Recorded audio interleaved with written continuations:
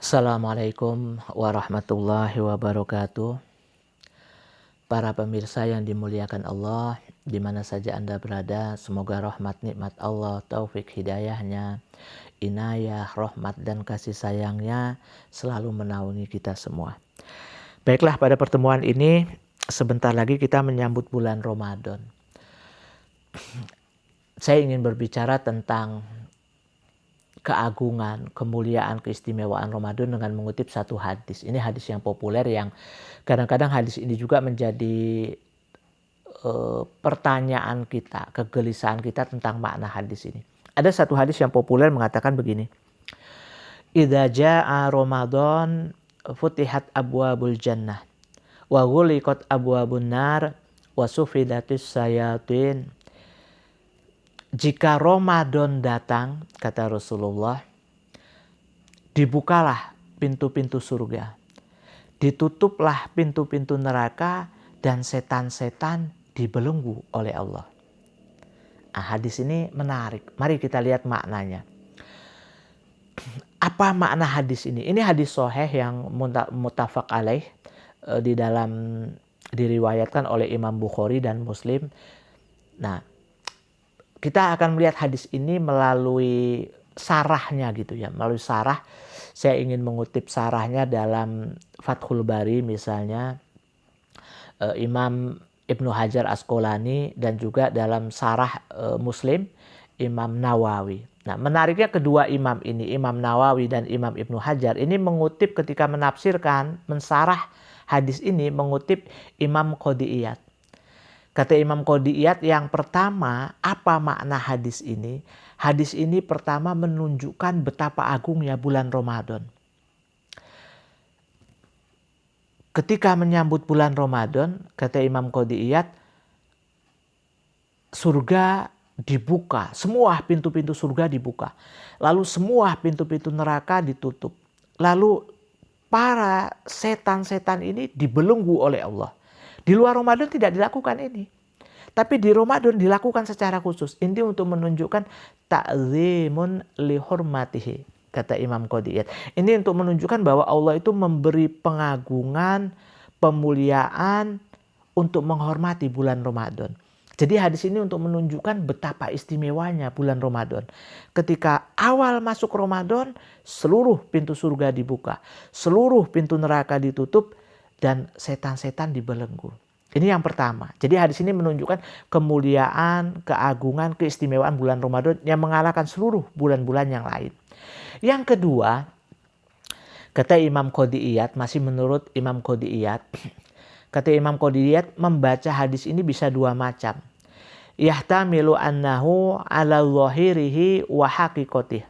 Wa yahtamilu ayakunal muradul majaz. Jadi hadis ini bisa dibaca dengan dua perspektif. Perspektif pertama, hadis ini bisa dibaca secara lahiriah, secara hakikatnya apa adanya tekstual menurut arti hadis ini. Yang kedua secara majaz. Nah, sekarang kita lihat makna yang pertama secara tekstual. Pintu-pintu surga dibuka itu ya memang dibuka betul, kata Imam Qodiyat artinya. Pintu-pintu neraka ditutup, ya memang ditutup betul oleh Allah. Lalu setan-setan dibelenggu, wasufidatis sayatin, setan-setan dibelenggu, ya dibelenggu betul oleh Allah di bulan Ramadan ini. Ini makna yang pertama. Nah, sampai sini ada kegelisahan kita. Kita bertanda tanya. Kita bertanya-tanya tentang hadis ini. Kalau setan dibelenggu di bulan Ramadan, kenapa maksiat masih ada?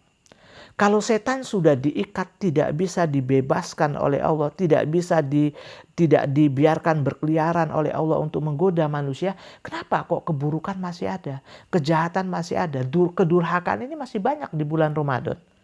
Nah, yang menarik, Imam Ibnu Hajar Asqalani menurunkan pandangan Imam Qurtubi dalam Fathul Barinya, menurunkan pandangan Imam Qurtubi yang menjawab kegelisahan ini. Imam Qurtubi juga mengungkapkan kegelisahan ini.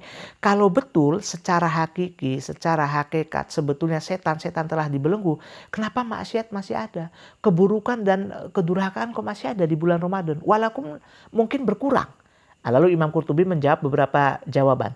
Pertama, kata Imam Qurtubi, setan yang dibelenggu itu tidak seluruh setan yang dibelenggu, tapi hanya sebagian. Makanya tidak kullu syaiton misalnya, setiap setan dibelenggu, tidak. Hanya syayatin, setan-setan yang dibelenggu. Artinya sebagian setan yang dibelenggu. Karena sebagian setan yang dibelenggu, gangguan setan tuh masih ada walaupun sebagian. Karena itu kemaksiatan di bulan Ramadan tuh masih ada walaupun tentu saja berkurang. Ini makna arti yang pertama. Jadi setan-setan dibelenggu itu memang dibelenggu tapi sebagian. Yang kedua, kenapa kok kemaksiatan masih ada? Kata Imam Qurtubi, jangan lupa dalam diri kita itu ada nafsu. Ada hawa nafsu, ada syahwat yang ini memang selalu mengajak pada keburukan. Dalam diri kita itu ada, dalam diri orang yang beriman ada. Sehingga ketika Ramadan, hawa nafsu ini masih juga bergejolak sebagian. Sehingga masih terjadi kemaksiatan, keburukan, kejahatan, masih ada. Yang ketiga, kata Imam Qurtubi, dalam diri kita ini sudah terpatri kebiasaan-kebiasaan buruk. Sebagian kita melakukan kebiasaan-kebiasaan buruk, misalnya kemaksiatan-kemaksiatan. Sehingga ketika masuk Ramadan, ini tidak bisa otomatis langsung hilang tiba-tiba.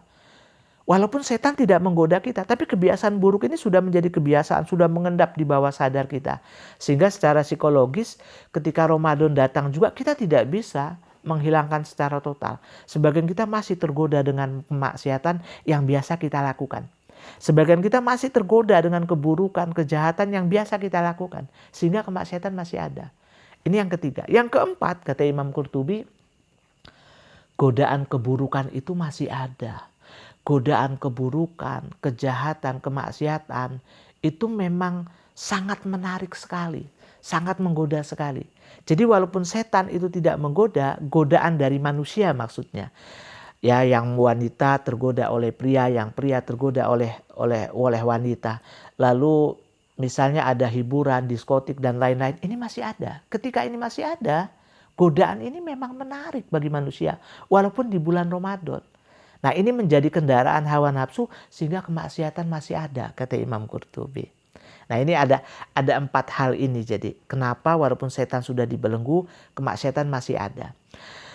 Lalu kita sekarang masuk untuk menjawab selanjutnya. Para pemirsa yang dimuliakan Allah, makna majasnya. Karena kata Imam Qodiyat, wayahtamilu ayyakunal muradul majas. Hadis ini juga bisa dibawa kepada makna majas, tidak makna tekstual.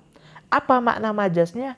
Makna majasnya, makna ilustrasinya, makna kiasannya, kata Imam Qurtubi, pintu-pintu surga dibuka itu artinya pada bulan Ramadan ini Allah mencurahkan kasih sayangnya kepada kita, cintanya kepada kita, rahmatnya kepada kita. Seluas-luasnya, tidak tergambarkan luasnya. Semua ibadah kita itu berharga. Sedikit yang kita lakukan banyak nilainya di mata Allah. Kecil yang kita lakukan besar sekali di hadapan Allah. Mungkin amal-amal sederhana yang kita lakukan tapi mulia di hadapan Allah dan para malaikat-malaikatnya. Dan seluruh amal ibadah itu nilainya agung. Zikir, kita bisa melakukan amal-amal kan berbagai macam. Zikir, ngaji Quran, tadarusan, sholat sunat tarawih, sholat tahajud, sholat wajib, kita membantu orang lain, amal-amal sosial kemanusiaan, kita memberi makan orang yang kelaparan, kita memberi pakaian orang yang telanjang, kita bersedekah, bersedekah. Semua amal-amal ini membuka pintu-pintu surga. Kenapa membuka pintu surga? Karena kecil yang kita lakukan bobotnya berat, besar. Ringan yang kita lakukan berat, berharga di hadapan Allah. Mungkin sederhana tapi agung dan mulia sekali. Sehingga amal-amal yang kita lakukan ini membuka pintu surga. Mengantarkan kita nanti bisa masuk ke pintu-pintu surga. Makanya menariknya, kata para ulama, hadis ini menggunakan bentuk jamak. Abwabun, bukan babun. Artinya pintu-pintu surga. Artinya dengan amal-amal yang kita lakukan di bulan Ramadan ini sebagai isyarat amal-amal kita ini bisa membuka pintu-pintu surga. Jadi dengan amal-amal di bulan Ramadan ini insya Allah nanti kita akan diantarkan masuk ke surga melalui berbagai macam pintu. Kita bisa milih nih mau pintu mana.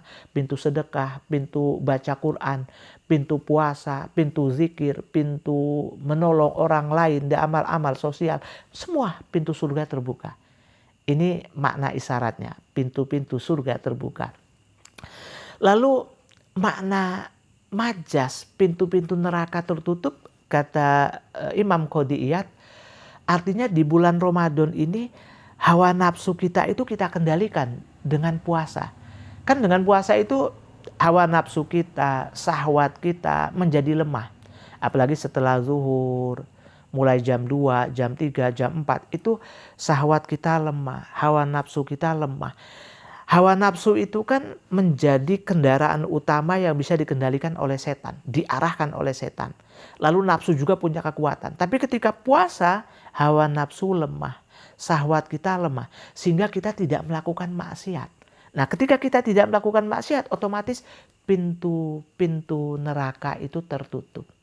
Nah, tidak melakukan maksiatnya juga kita berbagai macam maksiat tidak kita lakukan. Bukan hanya 1, 2 maksiat, tapi banyak kemaksiatan yang sudah tidak kita lakukan di bulan puasa. Kenapa? Karena kita bisa mengendalikan hawa nafsu kita. Kita bisa mengendalikan syahwat kita. Nah, saat itu pintu-pintu neraka juga yang tertutup itu banyak.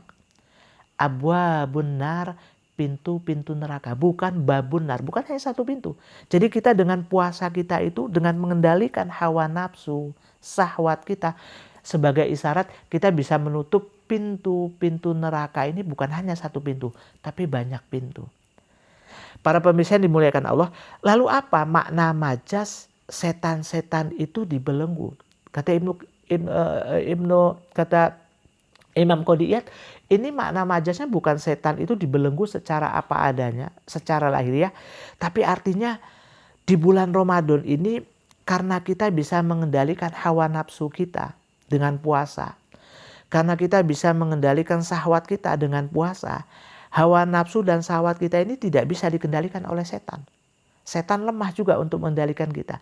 Sehingga setan ini tidak punya kekuatan kepada kita. Tidak bisa mempengaruhi kita, tidak bisa mewarnai kita, tidak bisa mengendalikan kita. Kita bahkan yang mengendalikan setan. Kita yang bisa menaklukkan setan. Sehingga setan terikat, terbelenggu, kalah dengan kekuatan puasa kita. Ini.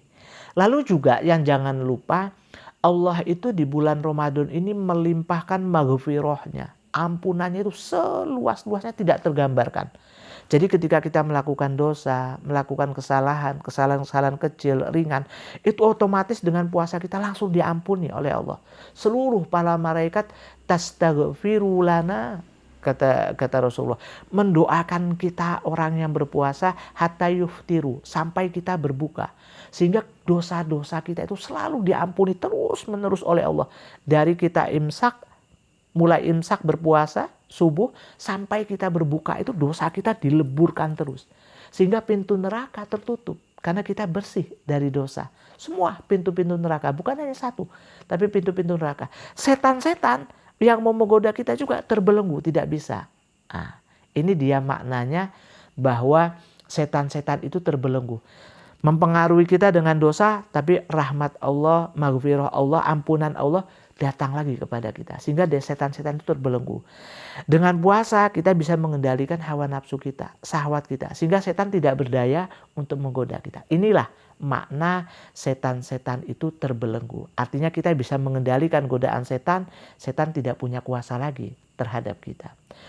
Para pemirsa yang dimuliakan Allah, jadi hadis ini bukan hanya menggambarkan pintu-pintu surga terbuka, pintu-pintu neraka tertutup, setan terbelenggu, tapi juga punya makna kiasan dan juga menunjukkan bahwa Ramadan ini sangat agung sekali. Ramadan ini sangat mulia sekali.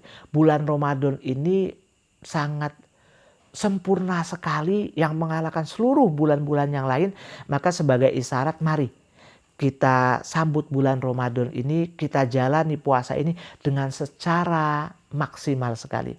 Sehingga puasa kita ini bisa mengantarkan kita nanti di akhirat kelak bisa memilih mau masuk surga ini dari pintu yang mana.